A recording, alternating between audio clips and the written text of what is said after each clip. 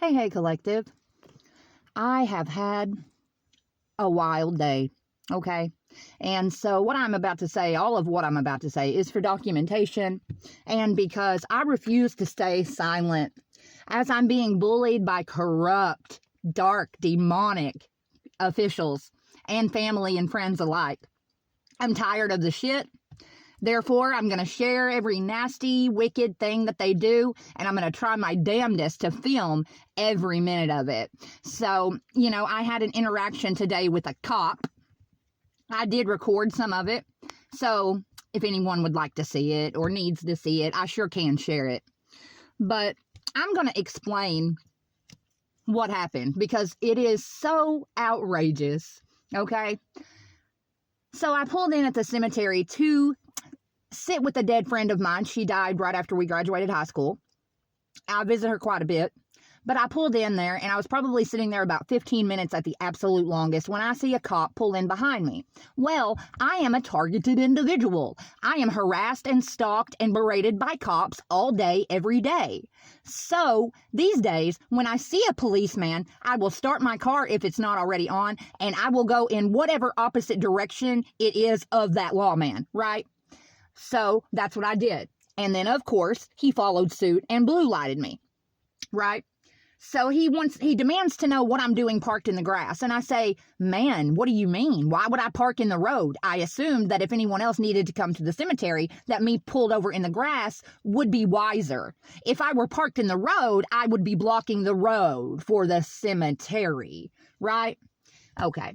Well, then he asked me for my ID, license, registration, and all that yada yada. And I said, well, sure, you can have that, but you know who I am? And he said, I don't know you. And I said, yes, sir, you do know me because you served me with a fake EPO and illegally evicted me from my home. Don't you remember? And he says, no, ma'am, I think you must have me confused. And I say, no, now I know you're a liar. Now I know you're lying to me. And I do have all this on film, by the way. But here is another way, collective, that I know this lawman was lying, because I don't know if the dumb son of a bitch doesn't remember or what, but we went to high school together. He was a couple years older than me. I know who he is. I know his name. And I know that he come to my home and served me with a fake EPO and illegally evicted me from my home. And for the record, the motherfucker looks like Winnie the Pooh, because he just does. I don't mean that in any kind of derogatory, shady way. It's simply the truth. He be looking like Winnie the Pooh. Anyway, so this cop stood there and told me that, I was confused. I didn't know what I was talking about.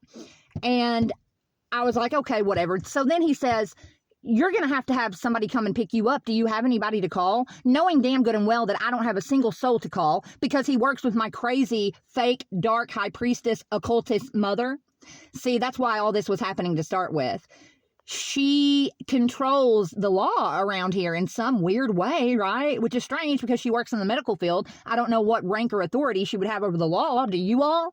Right. But see, what Kelly does when she wants to punish me, she will create a situation with her fake corrupt law buddies and will manipulate the situation to have me be in a spot where I have to call her. You understand? So I tell this cop once again, no, I don't have anybody I can call. I was like, but you know what? I don't need to. I got 2 feet. I can walk. So he was like, well, you just sit there a minute. I don't know if you're going to be allowed to do that or not, right? So he goes back to the car. And so, of course, I had to call the monster. They make situations appear like it's either I'm going to be arrested or I have to call Kelly. I'm going to be forced to stay in a psych ward or I have to call Kelly. Okay? See, this is what they do. But she says, of course, Rusty, I can't do anything. I'm at work playing. She's acting the entire phone call. And then he comes and see, I know all this collective. I knew it anyway, but it really solidified for me whenever this cop came back to my window and was like, okay, Rusty, you need to show proof of insurance by such and such date. And you have a nice day, and wave me on, right?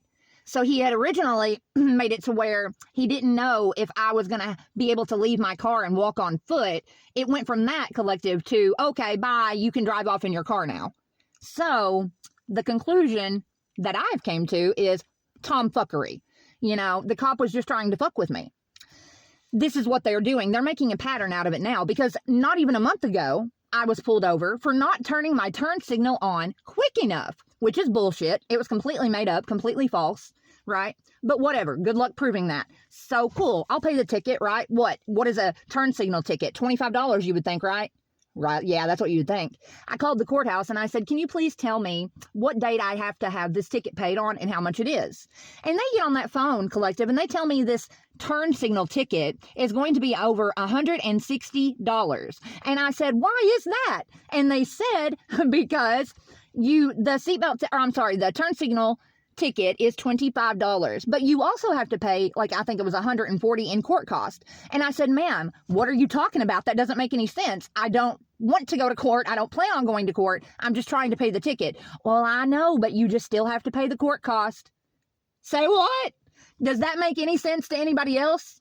No. And then they advised me to go talk to Kevin Shear. Kevin Shear is a member of the Satanic Church that is right now gang stalking me and that has put a hit out on my life before. Yes, I am aware of how crazy I sound, and I don't give a damn, because it is all true. Right? And you see, this is what they do. These churches that behave more like the mafia, this is what they do. They create situations with their corrupt law official friends. They manipulate these situations into where you have to interact with them.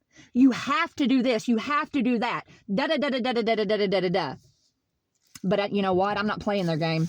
I'm not doing it.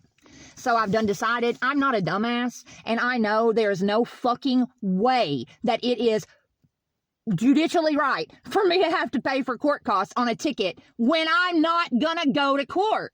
That doesn't make any sense. Therefore, I will march my happy ass up to the courthouse tomorrow, and I will pay the lady in the window the $25 for the ticket. And if y'all want to arrest me after that, fucking feel free. I'm tired of the shit. I didn't do anything. I never do anything. Woo! And so I got on the court docket online because I told the lady on the phone she was full of shit and hung up on her before I could find out when I had this court date. So I got online and checked the docket, and I just saw for today that I did not have court in circuit or district. So I'm assuming if I go and pay it tomorrow, it all should be well in the land of reality. But of course, Rusty, the targeted individual, does not live in reality. Rusty lives in corrupt law land, you see, and that is confirmation. I love you, Holy Spirit, and I love you, Collective. Be safe out there. It's crazy. There's corrupt lawmen everywhere.